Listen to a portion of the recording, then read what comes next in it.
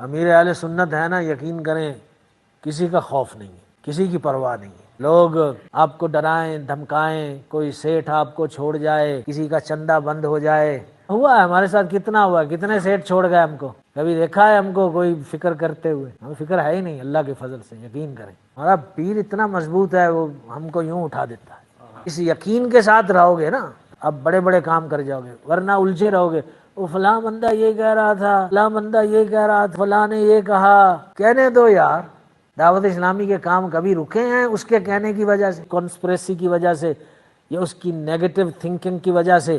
کیا دعوت اسلامی کے کام کبھی رکے ہیں؟ سب پرانے لوگ بیٹھے ہوئے میرے سامنے، جب ہمارا کچھ بھی نہیں تھا، جب کرائے کی بلڈنگوں میں ہم کام کرتے تھے، یہ سارا آپ کی آنکھوں کے سامنے ہی بنا نا۔ کبھی بھی میری بات سن لیں، اب اتاری ہیں یا تو مرید ہیں یا طالب ہیں، کبھی بھی مایوس نہ ہونا، اس یقین کے ساتھ رہنا ہے کہ ہم دینی دنیاوی جیسی بھی مشکل میں ہوں گے، ہمارے پیر و مرشد ہم پہ کرم فرمائیں گے، ہم اس سے نکل جائیں گے۔ یہ ایک ایسا پیر ہے، اس نے ہماری نسلوں کو بھی سنوار دیا، جس کو یہ فکر نہیں ہے کہ اپنی جیب میں ہاتھ ڈالیں اور میری جیب کو گرم کریں۔ یہ وہ پیر ہے جس کو اس کی فکر نہیں ہے۔ یہ وہ پیر ہے جس کا گھر مریدوں کے پیسے سے نہیں چلتا۔ کسی بدتمیز کی وجہ سے کیوں ہم اپنے باپ کی دعوت اسلامی چھوڑیں؟ کسی جاہل کی وجہ سے کیوں ہم اپنے باپ کی دعوت اسلامی چھوڑیں؟ بلکہ ہم اس کو سیدھا کریں گے، اس پر محنت کریں گے، اس پہ کام کریں گے، اس کو بتائیں گے، سمجھائیں گے، اس کی اصلاح کریں گے۔ لوگ حیران ہیں کہ یار ہمارے پاس کروڑوں پتی ہیں اور اربوں پتی لوگ ہمارے ساتھ ہیں، ہم ایک مسجد 10-12 سالوں میں نہیں بنا سکتے، یہ تم کیسے کر لیتے ہو؟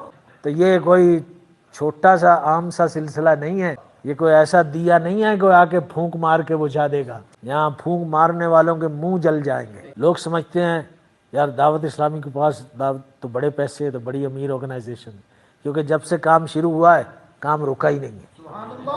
بس ہم نکلتے ہیں اور اس یقین سے نکلتے ہیں کہ اس سیٹھ کے مال میں ہمارا حق ہے، ہم بھکاریوں کی طرح نہیں جاتے۔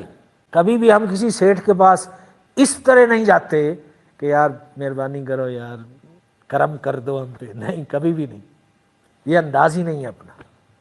دعوت اسلامی نے ہم کو سکھایا ہے اس اعتماد کے ساتھ جاؤ کہ تم دین کا کام کر رہے ہو، اپنے لیے بھیک تھوڑی مانگنی ہے تم نے۔